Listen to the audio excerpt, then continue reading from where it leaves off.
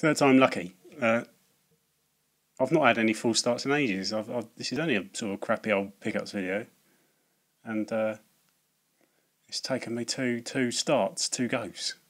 But yeah, this is a pickups video. I doubt there's going to be any more purchases between now and Christmas, because I'm a bit skint, and you know, things need to be bought for Christmas, presents, namely, and it always seems to get to that point in the year where I have to, you know, stick a few things on eBay, otherwise no one's getting any presents. It's come round again. There's very little here. It's a few necessities, but this was going to be a quick one. Some not that bad stuff, even though there's not much of it. But yeah, I could have had a shave beforehand, couldn't I? Jesus, I'm starting to get a bit grey. You see.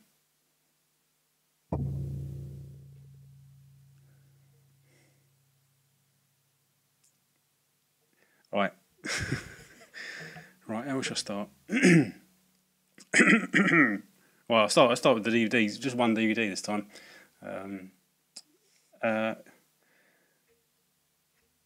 Because I've looked, you know, not seen much, but this is only 99p, and it's a film I've seen before, and it's really good.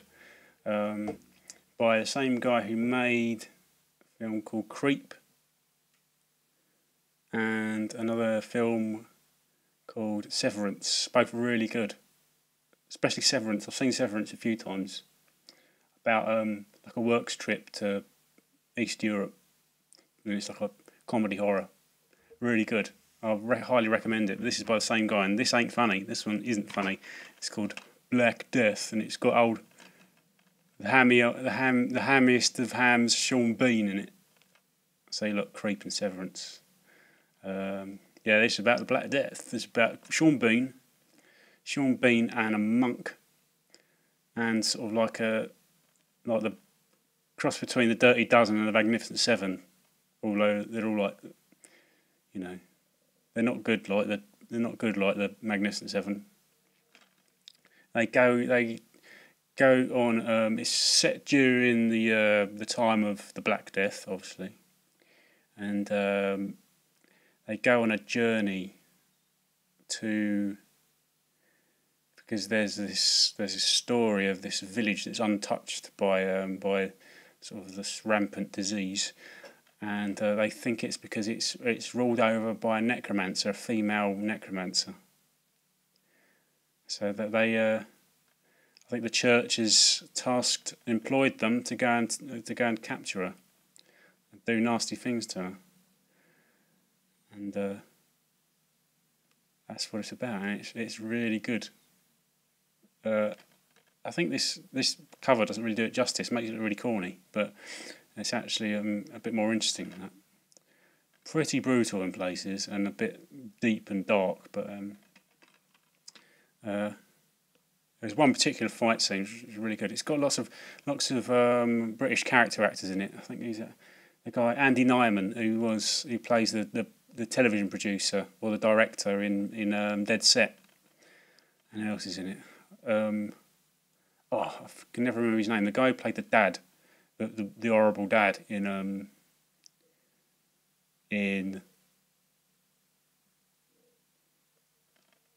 This Is England. This is England. You know, Lol's dad in This Is England. And it's also got Tim Darling, Captain Darling McInerney. And also, I've forgotten her name. She plays the Red Witch in Game of Thrones. She's in it as well. And it's got a good cast, apart from Sean Bean, obviously. You know, Sean Bean. He's such a ham, isn't he, Sean Bean? But no, I really recommend this. It's really good. It's better than it looks, judging by the cover. So that's my one and only DVD. There's a few bits and bobs here, like hardware and stuff. A few essentials. Two that I purchased because of the Super Famicom that Steve sent me. So these are two essentials. Recommendations by Pete's Nestastic, because he obviously knows his stuff when it comes to 16-bit Nintendo consoles. So he knows where to get all the good bits. So I said, can you tell me where to get a step down converter? And he said, no, I know better than that. There's a website here, and you can get power packs. You don't need a step down converter. So pointing me in the right direction. He says, while you're at it, get yourself an RGB SCART cable as well. So that's what I've done. And it literally, I spoke to the guy a couple of times, and he said, yeah, that's what you're after, that's what you need. So eventually I put an order in, and then 2 days, I think it was a day or 2 days after putting my order in on PayPal, because as you go through PayPal and you say in the PayPal comments box what you want, and it came through in 2 days, so can't complain. It's consolegoods.co.uk. I'll put a link in the description box because I recommend them actually. The RGB SCART cable, Pete did say get a shielded one. I have no idea if I've got a shielded one because this was the only one. This is the only option, so I just took it. I didn't actually ask him. I suppose I should have asked him. So I don't know whether he's got like a special stash underneath the counter stash for people who ask for shielded ones. But this is I have no idea what I've got. It's an RGB SCART cable. There you go. RGB SCART cable. I forgot this was. All in all, it came to 15 quid. I have no idea. Being a total like Super Famicom noob into this, this sort of thing. I have no idea if that's good. So this is an RGB SCART. See, look, it goes in your SNES. It probably ain't shielded. No, my luck in it. My attention. I need attention to detail. Actually, it might be. I don't know. But this is probably. Yeah, actually, I think they came to about they were about £6 each, roughly around about £6 each, and then postage on top came to 15 quid. So it's essentially just sort of like a first class package, or you can pay for recorded delivery if you want. But I didn't. I just went for the standard because I'm cheap. But the power pack. It's apparently you just plug it in Super Famicom and it won't blow up. It won't blow up on a UK power system supply thing, whatever. But that's what it says on the website. So it's good to know. But it came through. You ain't going to be able to see this, I don't think. Well, you can. Yeah, you can. Like Jaguar. It's a Jaguar power pack. Interesting. Apparently, because someone has mentioned, Pete's mentioned, and someone else, is it 9HS, I think, mentioned that you can use Mega Drive power packs with Super Famicoms. But obviously, apparently, you can use Jaguar ones as well. But, yeah. The thing is, I looked, these are quite difficult to buy. I looked on eBay. And you've got people spending ridiculous amounts of money for one of these, like shipping them from Italy or France or somewhere. And because they're heavy, they have to pay a certain amount for packaging. Or they're sort of paying like sort of 20 quid. And this was sort of the equivalent of £7.50. So I think I've got a bit lucky there. Although it does look a bit dodgy that he sort of put a bit of a black mark across there, but I ain't complaining. If it turns out I've done all right, but right. Oh, hang on, no, I nearly went straight on to the games. Got myself something I've been wanting for a long time. I saw it in a charity shop, and this is purely for convenience. I've not actually tested it yet, so I've had it for probably about a month. I should probably get around to testing it, but it's a SCART switch box. Came in a charity shop. It looks okay. I mean, the actual all the bits down here are a bit worn. But apart from that, yeah, and there you go. It's got all that on it. I think that these buttons make me laugh. They remind me a lot of the old school sort of tape decks you used to get in cars. With L&M on it. My mate used to have one. He had a Suzuki Swift, and my other mates used to really take the piss out of him.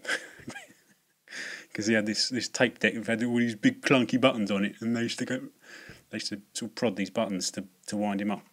But they're like really sort of like is it Heath Robinson, isn't it? It's sort of almost like steam driven clunk.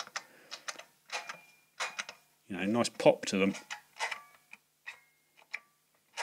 But yeah, I suppose I should test it really, shouldn't I? But it's got a nice sort of a set of connections there. So yeah, and I've got like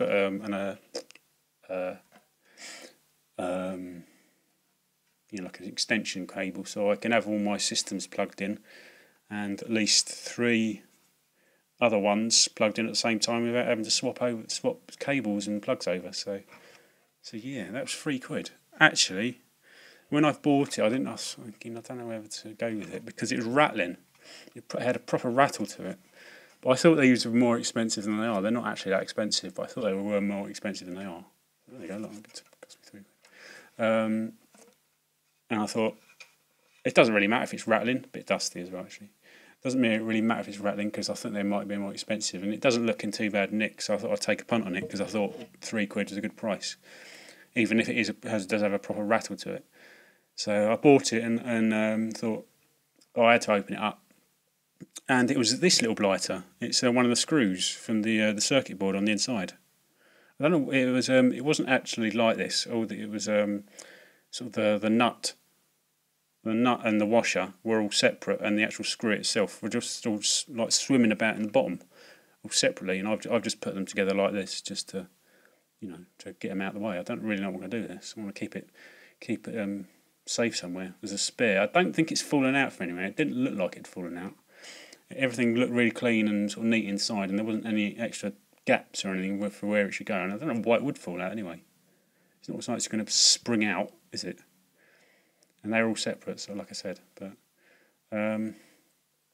yeah, I was thinking maybe someone had this as a spare, and had the same problem I did. I do, didn't know where to put it, so they just opened this. For some reason, I opened it up, unscrewed it all, and just left it inside and let it rattle. But I don't know. But anyway, I've got a spare one. Not that I'd ever use it. I have no idea how to use it. No idea how to use it. So I'll put that there. Right, onto the games, yeah. The one and only one that's actually a proper sort of bona fide keeper, because there's only 3 here, is this game called Hoshigami. £3.50. This is my one and only sort of purchase of any sort of like worth £3.50 or note, so as in investment. It goes really dark, I'll do that. That's because it's reflecting. I'll hold it like that, that's better. Yeah, £3.50. I've not spent. All the others are sort of like £1, so as a random purchase. Yeah, it's a tactical RPG, and I didn't actually have it on my list because I'd seen it about and I was aware of it, because it's got this reputation for being brutally impenetrable and hard, and which sort of put me off. So I didn't put it on the list. And every review you read will say exactly that. It's just ridiculously difficult and impenetrable. But I was thinking it's a tactical RPG, and it looks like it's sort of like one of those anime based. Doesn't look any different from Final Fantasy Tactics visually, especially on the back. But don't know. Apparently that's what these reviews say. So I left it off the list. But then it's actually there's a PS1 version which never made it over to the UK. It's only like US only PS1 tactical RPG. So that made me change my mind. I thought, it can't be that bad, can it? It was on the PS1. I'm guessing it's not much different from that version. So, but I'll probably have a go. And I think most of the reviews say you have to be properly dedicated to play it, to get through it. And even though it's sort of all these like cutie anime characters on it. I just can't imagine it, but it probably is. It's probably right, Ballbuster. But there you go. It's Hoshigami, £3.50. I think £3.50 is actually not a bad price. It's not expensive, but an eBay probably about £4, £5 in total. But I don't know how to do these. I'll put that there. I've got a full desk today. Right, final two charity shop purchases, separate charity shop purchases. This one, they're both duplicates. This one, weird little game. It's called Spacewalk Attack. It's It's a UK version. It's a PAL version of. It's called. What is it? It's Uchuu Daisensou in Japan. It's part of the is it Simple 2000 range on the PS1. It's like the budget range of I suppose the equivalent of 505 games, but it's more like a sort of marketed as a budget range. And they release all these weird sort of a monster, monster sort of type games, like monster. I think that Demolition Girls on that series, and things like Monster Attack and Earth Defense Force, sort of Global Defense Force, those sorts of things. But yeah, I've actually got this, but my version's sealed, so I've never opened it. Didn't intend to keep it sealed, but that's how it stayed. When I saw this, I thought I might as well give it a punt, and I can either play it or I can give it to someone, or send it to someone. But because this is a son of a bitch to get hold of. But, I think the last one that sold on eBay was sort of back in mid-September, and that was from France, and there haven't been any sold in the UK for. I don't know. There's actually no record of any being sold in the UK, so. I did have to swap out the case because it was knacked, and apart from that, it cost me £1. So actually, a different case. I took the price label off. I took the price label off and transplanted it onto this, so to prove to people I did actually pay £1. But yeah, it's like Spacewalk Attack. I love it. Straight to the point. It's actually not bad nick. All bar. Yeah, sorry, jogging the mic. All bar the disc, which is knacked. It's properly. It does actually weirdly plays. It weirdly plays. It's yeah, you can look at that. Look at that. You can see them. It's blue, which is a bitch to start off with because I've got a slim, so that struggles about anyway. But the thing is, it was taped up. I might not have bought it if I didn't untape it. I just took the punt, but then I opened it up afterwards and saw these beauties. But now it plays, or at least I've done the first mission. The only, I think, evidence of anything wrong with the disc is it was really, the sound was really juttery as it went through. There's like a bit of FMV, and then there's a scrolling bit of text, and it was sort of jumping. You could hear, but no, it's a bit of a weird old game. You basically you fly planes, and you have to defend Earth. Actually, I think the scenario is that Earth has been attacked by aliens and sort of decimated the whole, sort of the majority of the Earth, and you're part of sort of Earth's sort of fight back, and you have to kill aliens. Yeah, I think there's a few videos of it on YouTube, and it makes it look really good fun, and it's all right. I did have it on easy, and it was really easy. You've got all these different weapons and different planes, and I think as you go along, you can fly different sorts of planes. You get all these different sorts of planes to fly, but it's basically flying along. There's not much sense of speed, I suppose. Because you are quite high, I suppose. That's natural, I suppose. You tend to sort of just float about. It's weird, and then it's just essentially a matter of locating the enemy, because you get the little lock-on targeting reticule, and then pressing fire with the heat seekers, and then that's it. And there's this quite impressive little vapor trail of one of these heat seekers, and it goes and sort of snakes off and finds its target, and that's basically what the first mission is. It's piss easy, but I might give it more of a crack. Still don't like the condition of the disc. Because it's horrible. It's probably about a 2 looking at it, although you could actually see that was quite a good representation of how it looks. Probably the worst disc I've got, but it does mean I can keep my other one sealed. Not that not that really concerns me not that much. But it's called Spacewalk Attack. There you go. Look, there's always sort of like. I suppose it would be like a sort of a plain version of something like Global Defense Force. But yeah, you attack all these big aliens. But there you go. Finally, don't really know what I'm going to do with this one.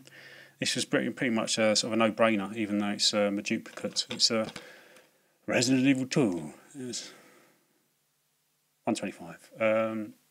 Yeah, Resident Evil 2. It's not in the best nick. You can probably tell the case is a bit chewed. Pardon me. On the inside, it's got my receipt. On the inside, see the manual's a bit, and the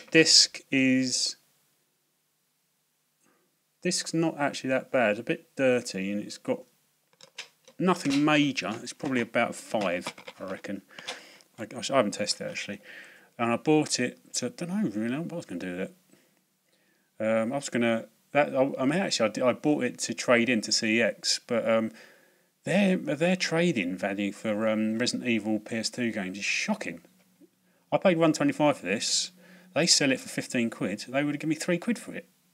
I'll get more for as much for Monkey Ball, Super Monkey Ball, or like Metroid Prime, and they sell that for £6. They give you £4 for Metroid Prime.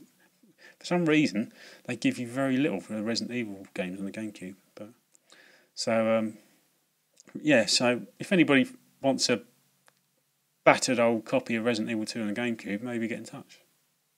Maybe we can sort something out. Because I couldn't really be bothered to sell it on, especially in the condition it's in. You know, when you have to describe the condition of things, it always complicates things, doesn't it? That's the worst thing about selling things on eBay, is getting it right, so the people buying it are satisfied that you've not tried to hoodwink them. But, it stresses me out as well. 22 minutes. That's not very much for 22 minutes, is it? But yeah, this is like I said, this is the last one before Christmas. So not the last video, because I've still got other things I want to do, like my PS1 collections ongoing. There'll be another one along in a few days, and I'm going to do another film video because I've seen a couple of good films and bad films, and I think I've got a tag to do that's ancient. Everyone's forgotten about. You know, it was years ago, and I'm sure I've got that. It was Ryan tagged me, the Ryan Shand. That'll come along. Thanks for any subs I've had. I've not said that in a long time, primarily because it's slightly better now, but it got to the point where my subs plateaued. I think it's about, tonight, for every one I was getting, I was losing one. And sometimes I'd get 2, and then I'd lose 2. And it was so I was trying to go, what the fuck is going on? But not that I keep an eye on it, but then sometimes the way they do it, you can't really help but see how many subs you've got, and I'm thinking, I'm still making videos, you know, am I pissing people off? But don't know, I don't really care anymore. But thanks for anyone who has subbed. You know, I care about that obviously, but how many I've got, you know, I try not to care, but sometimes it's difficult not to keep sort of like seeing it out the corner of your eye. You go, what's happened? But yeah. I'll let you go. Thanks for watching. Thanks for any subs and new ones, because I'm not sure I always get a notification. Sometimes I do, sometimes I don't. Sometimes, you know, it's a bit iffy in that sense. But yeah, thanks for watching, and there'll be more PS1 collection videos due this week. So yeah, look out for those, and see you later.